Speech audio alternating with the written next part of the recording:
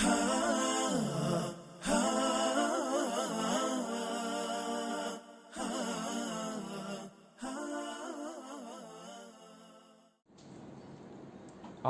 minasyaitonirrajim. Bismillahirrahmanirrahim. Assalamualaikum warahmatullahi wabarakatuh.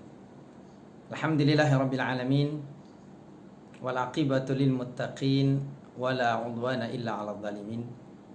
Asyhadu an la ilaha illallah wahdahu la syarika lahu wa asyhadu anna Muhammadan 'abduhu wa rasuluh. Allahumma shalli wa sallim wa barik ala sayyidina Muhammad wa ala alihi wa sahbihi ajma'in. Para jamaah kaum muslimin, kaum muslimat, khasnya jamaah Masjid Asy-Syafa'ah yang dimuliakan Allah Subhanahu wa taala. Alhamdulillah, puji syukur kehadirat Allah Subhanahu wa taala, kita bisa melanjutkan sama-sama, menyimak sama-sama kajian tafsir tadabbur Al-Qur'an yang diterbitkan oleh Masjid Asy-Syafa'ah. Mudah-mudahan Allah Subhanahu wa taala memberikan kurniaan yang begitu luas kepada kita, beri semangat kepada kita, keazaman untuk kita dapat beristiqamah, memahami, membaca dan mentadabbur Al-Quran. Pada seri kedua, kita insya Allah akan membahaskan ayat ketiga hingga ayat kelima dari surah Al-Baqarah yang disebutkan oleh ulama sebagai ciri-ciri orang-orang yang bertakwa, al-muttaqin. Dalam ayat kedua, di akhir ayat kedua, Allah Subhanahu wa taala menyebutkan bahwasanya Al-Qur'an itu adalah kitab yang tiada keraguan di dalamnya, petunjuk lil muttaqin, bagi orang-orang yang bertakwa. Siapa itu orang yang bertakwa?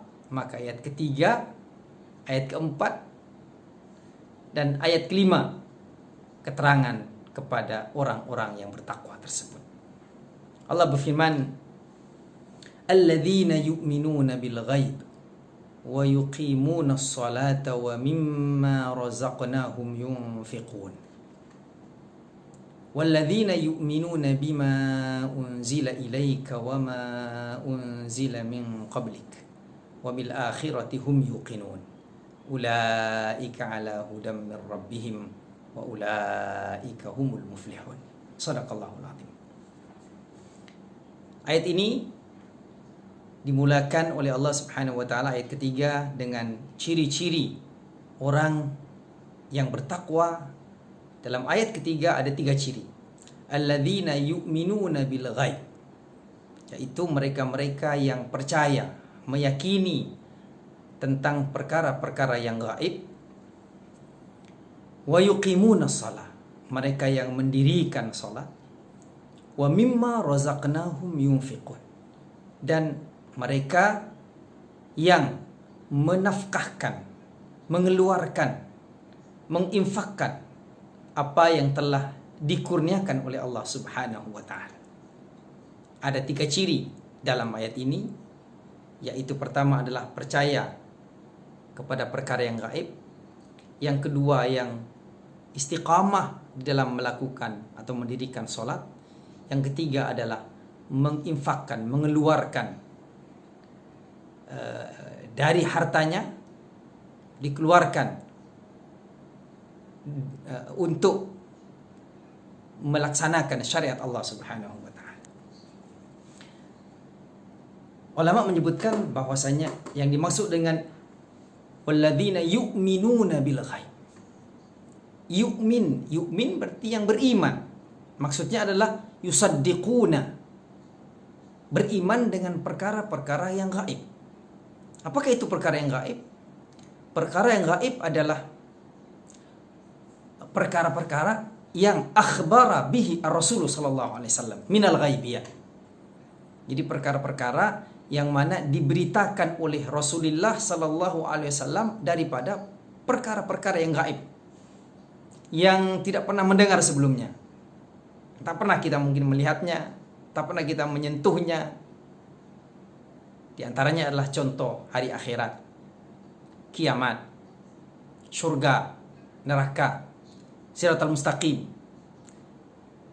Itu semua adalah perkara-perkara yang gaib. Bahkan ada orang yang menyebutkan di antara perkara yang gaib itu adalah Allah Subhanahu wa taala. Yang mana dari segi zahirnya tidak nampak Allah Subhanahu wa taala. Tidak boleh kita pegang, tidak pernah mendengar kata-kata Allah Subhanahu wa taala. Tapi mayoritas ulama menyebutkan perkara gaib adalah perkara-perkara yang diberitakan oleh Rasulullah SAW, sama ada di dalam Al-Quranul Karim ataupun melalui hadis-hadis Rasulullah SAW dari perkara-perkara yang gaib. Jadi ciri-ciri orang yang beriman adalah mereka yang percaya, yakin terhadap perkara-perkara yang gaib. Itu yang pertama. Yang kedua, yuqimuna shalah. Yuqimuna dari perkataan aqama yuqimu. Bukan melaksanakan, tetapi mendirikan. Aqama itu mendirikan ataupun membangun. Mendirikan solat. Ulama menyebutkan bahwasanya mendirikan solat mengandungi dua arti. Yang pertama adalah mendirikan sesuatu harus komplit. Harus lengkap syaratnya, lengkap rukunnya, lengkap hukum ahkamnya semuanya. Apabila segala hukum ahkam di dalam solat yang dipandu oleh Rasulullah SAW, ditentukan oleh Rasulullah melalui sallu kama ra'aitumuni usalli. Solatlah kamu seperti mana engkau melihat aku solat. Kalau itu telah tercukupi di dalam ibadah solat kita, maka kita baru disebut dengan wa yuqimuna shalah. Itu yang pertama.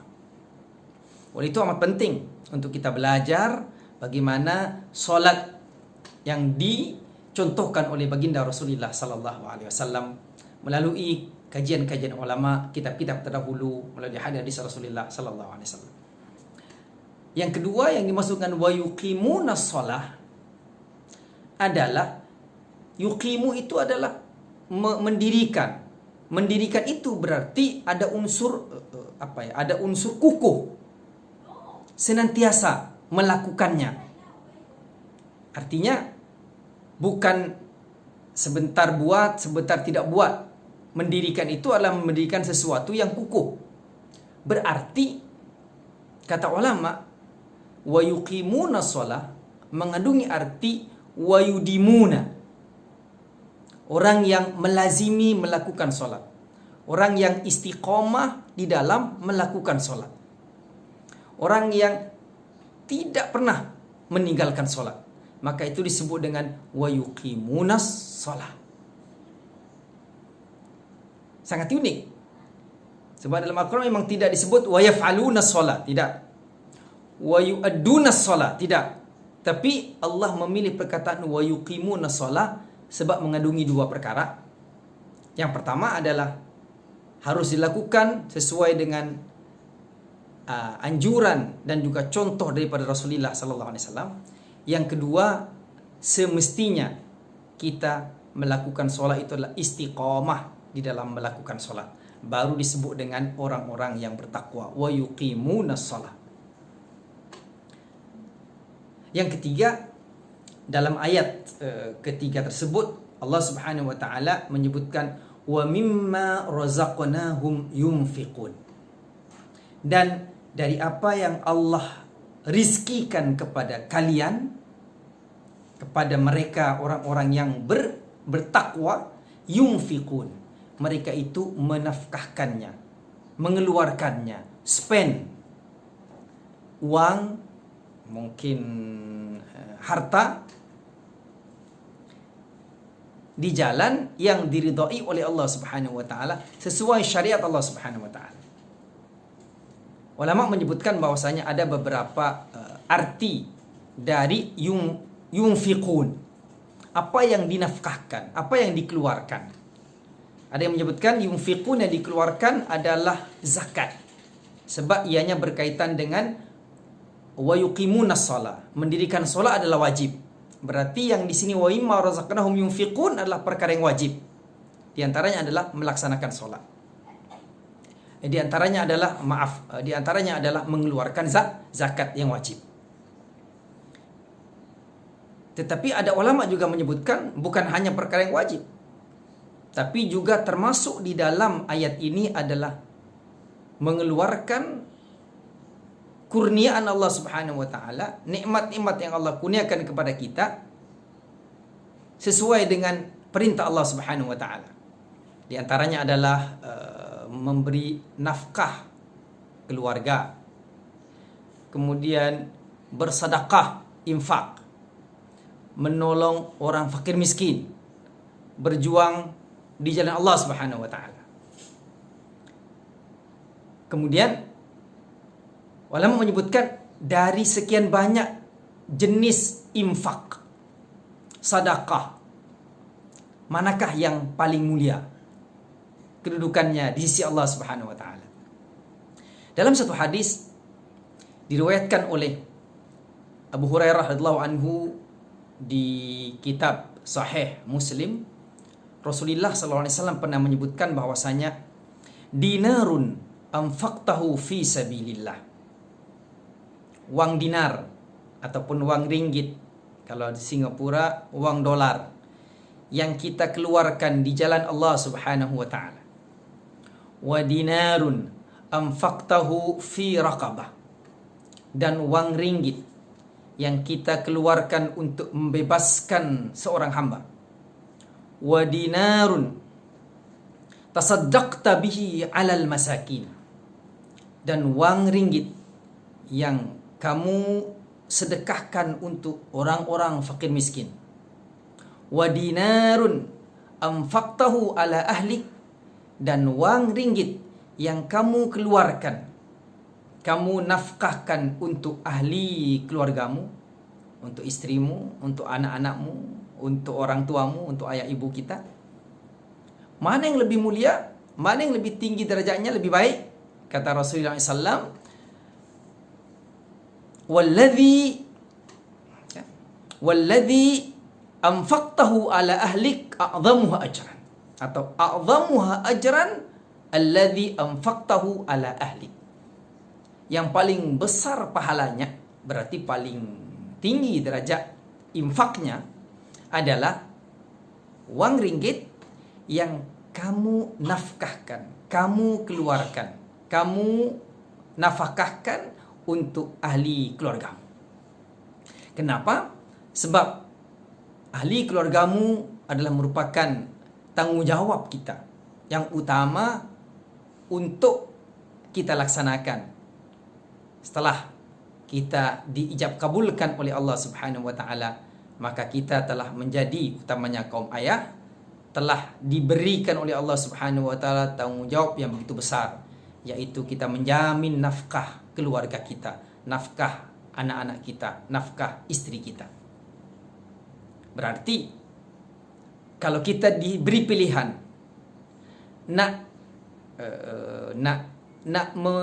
mengeluarkan duit untuk ahli keluarga kita, untuk anak-anak kita, ataupun untuk kawan-kawan kita, untuk fakir miskin, kalau nak memilih, tak ada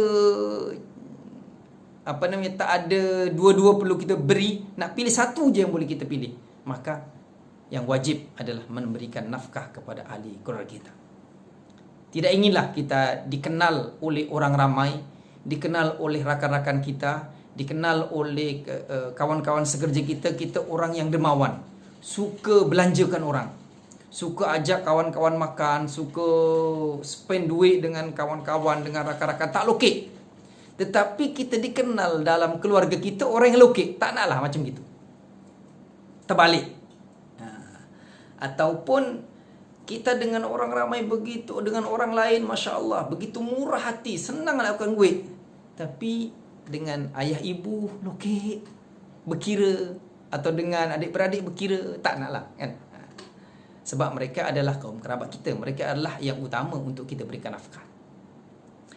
Ulama menyebutkan bahwasanya di antara yang disebut wa mimma razaqnahum yunfiqun adalah kata ulama mutaqaddimin menyebutkan bahwasanya di antara tafsir wa mimma razaqnahum yunfiqun adalah wa mimma 'allamnahum yu'allimun. Dan di antara yang kami telah ajarkan kepadamu, engkau ajarkan kembali, kata ulama. Jadi seakan-akan bahwasanya yang disebut dengan rizki bukan hanya wang ringgit, tetapi ilmu yang Allah kurniakan kepada kita juga disebut dengan rizki.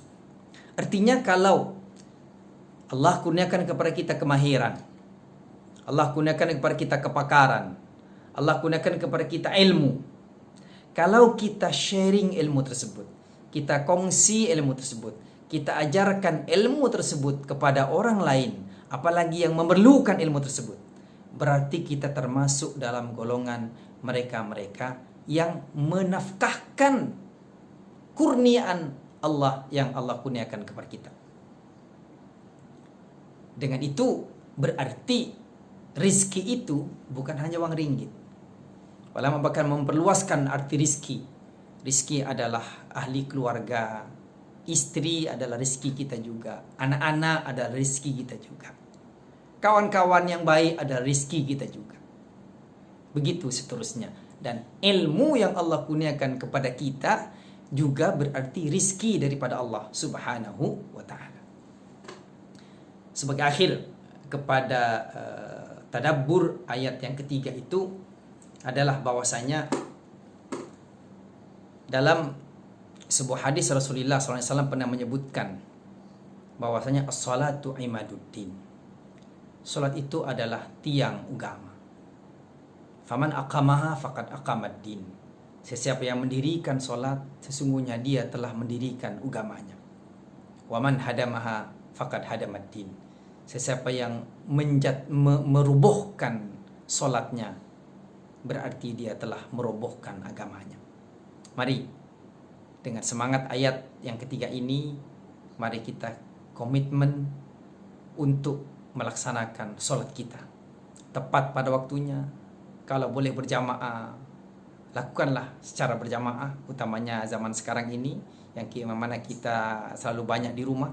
Mari jangan lepaskan solat kita kecuali, jangan lakukan solat kita kecuali kita lakukan dengan berjamaah. Dan wa yuqimuna shalah mengandungi makna juga bahwasanya kita bukan hanya solat, tetapi harus konsisten dalam melakukan solat, sabar dalam melakukan solat. Sama ada kita malas ke, tak ada masa ke, tak ada istilah itu. Yang penting solat itu wajib kita lakukan dalam apa jua keadaan. Bahkan dalam perang pun Rasulullah SAW tidak pernah meninggalkan solat. Dalam keadaan sakit pun Rasulullah SAW tidak pernah meninggalkan solat. Maka mari kita jadikan keluarga kita berdoa kepada Allah Subhanahu wa taala seperti mana doa Nabi Allah Ibrahim, Allahumma ja'alna minal Allahumma ja'alna min. Astagfirullah, saya terlupa doanya. Yang penting kata Nabi Allah yang berdoa bahwa jadikanlah kami, keluarga kami daripada golongan mereka-mereka yang mendirikan solat. Dan tadabbur yang kedua adalah mari kita laksanakan kewajiban kita. Allah telah kurniakan kepada kita banyak perkara. Allah kurniakan kepada kita rezeki keuangan, Allah kurniakan kepada kita ilmu, Allah kurniakan kepada kita kemahiran.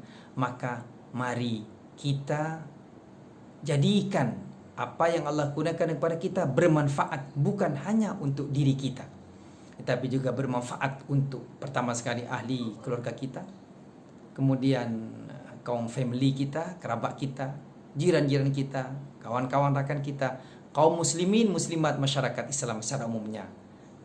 Maka kalau kita melakukannya itu, kita termasuk dalam golongan apa yang disebutkan oleh Rasulullah SAW, khairukum anfa'ukum linnas. Orang yang terbaik di antara kalian, kata Rasulullah SAW, adalah mereka yang paling banyak memberikan manfaat kepada orang lain, kepada masyarakat, dan kepada kemanusiaan secara keseluruhannya. Jumpa lagi di sesi berikutnya.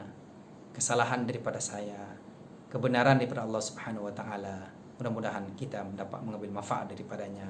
Walafu minkum. Wassalamualaikum warahmatullahi wabarakatuh. Mari kita juga berdoa untuk keluarga kita seperti mana Nabi Allah Ibrahim alaihissalam berdoa untuk keluarganya. Rabbi ja'alni muqimas salah wa min dzurriyyati Rabbana wa taqabbal du'a.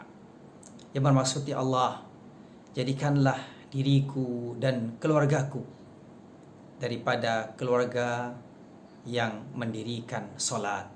Begitu juga dengan ahli keluarga, family dan juga keturunan kita sampailah ke hari kiamat nanti, insya Allah.